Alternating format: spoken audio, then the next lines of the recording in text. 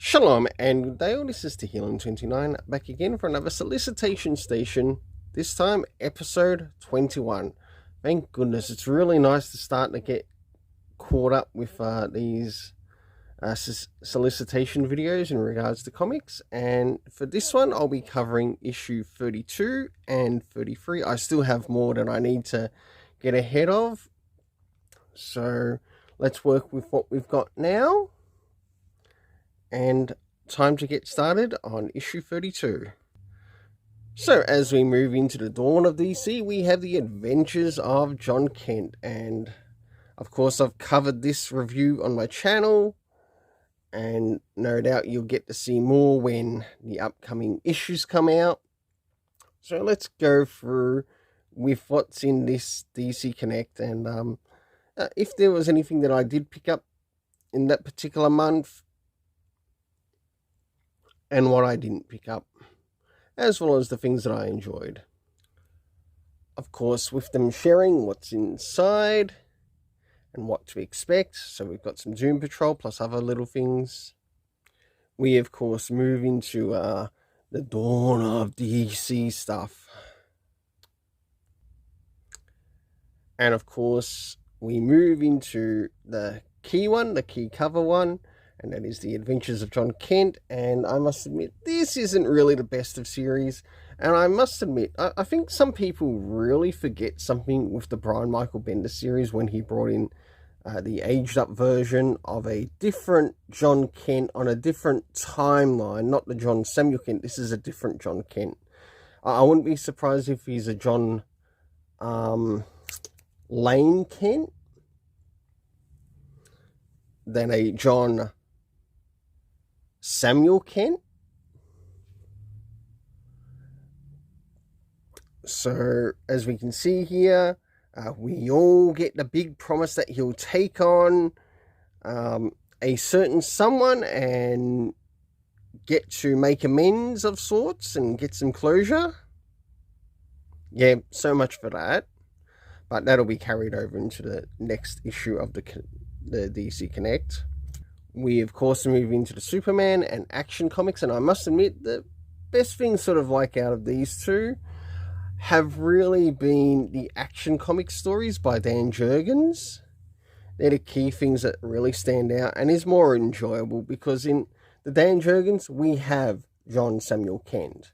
And trust me, the Dan Jurgens John Samuel Kent would not survive the fires where Brian Michael Bendis put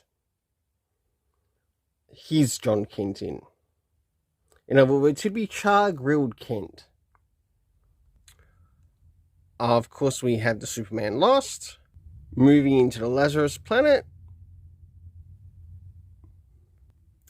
The One Bad Day, Ra's al Ghul. That is actually something I did pick up, and I didn't mind the story in it.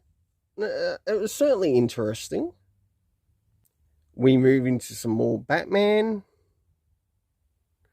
to which he was taken to another multiverse of sorts. And of course, the return of Detective Comics. Batman Joker, Deadly Duo. I might wait for it to become trade paperback. Of course, we've got the Multiversity with Harley Quinn. Of course, more Harley Quinn. This character should be a villain, not a hero. Some more Doom Patrol. I can't wait until we reach the collected editions. Probably the best thing in this is The Flash by Jeremy Adams. Probably the best thing that I have sort of enjoyed. Not interested in the Waller Wildstorm or the Swamp Thing. Some more Static. I will recommend one thing if you really want to enjoy some Static, and that is to get the omnibus of the Milestone. Pick up the first one and the second one, because if you want some real good Static, check that out. Moving into some of the collected editions. Some more Batman. Mariko Tamaki, of course. Then we've got Jurassic League. Some more Superman. More on the collected editions. The young adult kids Elseworld stories. Back into the main comics. Not much here that I can see that's in my list. About the main one that I can see in my list here is The World's Finest. Of course, we have the audio adventures as well as the Adventures Continues. Two great series worth the pick up. Moving into some more of the other comics. Is there anything here that I see that's on my list? None really. Alright. Nightwing is about the only one here, and Monkey Prince. Definitely worth the pickup. It's an underrated gem. Oh, plus Stargirl and Lost Children. Definitely an underrated gem. Nothing really here that I see on my list. Not even the Tim Drake Robin. More collected editions. About the only collected editions that I'd probably be grabbing here would be the any softcover trades of interest. Being maybe the Justice League. Following sort of like the end of the Bendis saga in DC Comics. Only to use as a good example of how not to write the DC families. And also the Tom Taylor Superman. Again, how not to write Superboy. Alright, now that one's finished. It's time to move on to issue 33. As we move with Joshua Williamson at the forefront as we're covering the Green Arrow family.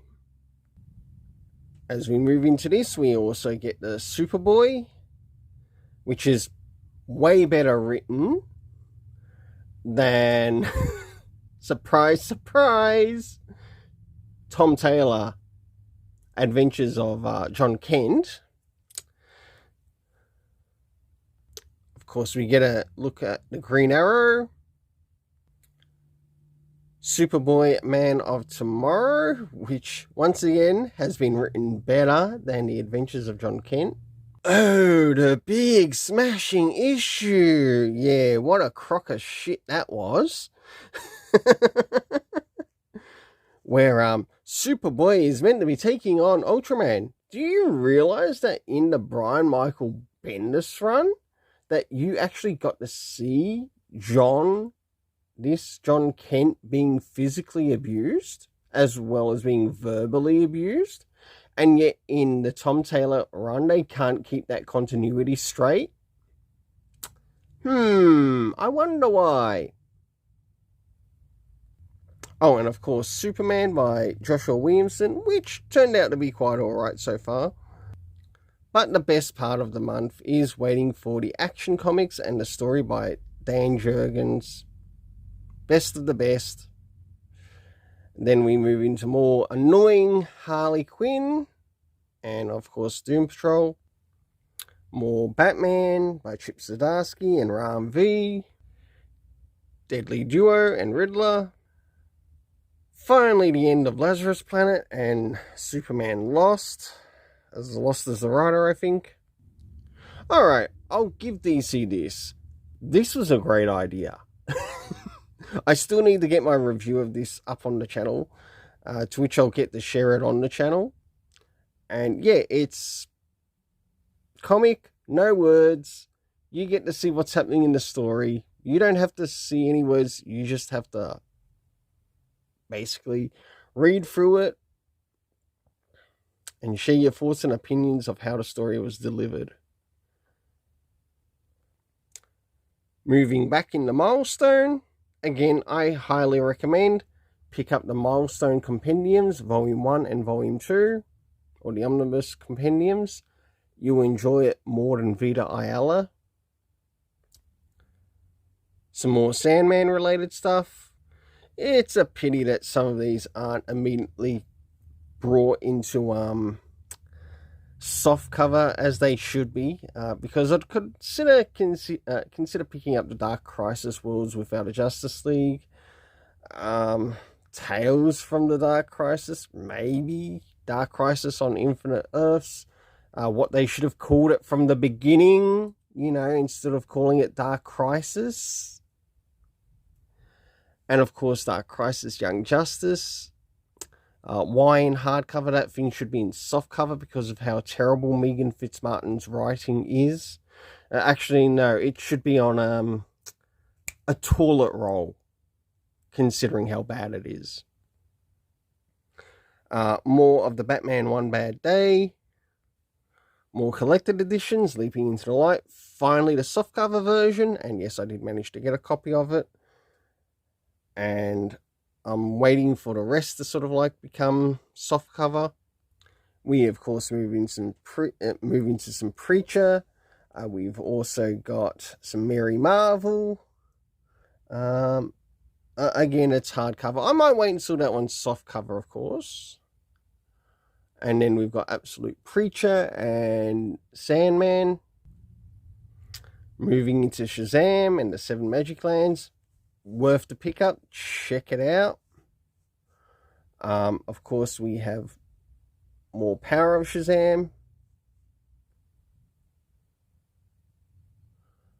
We also move into the History of the DC Universe by Marv Wolfman. I'd rather pick up the Marv Wolfman instead of the John Ridley, who wants to guilt trip everybody.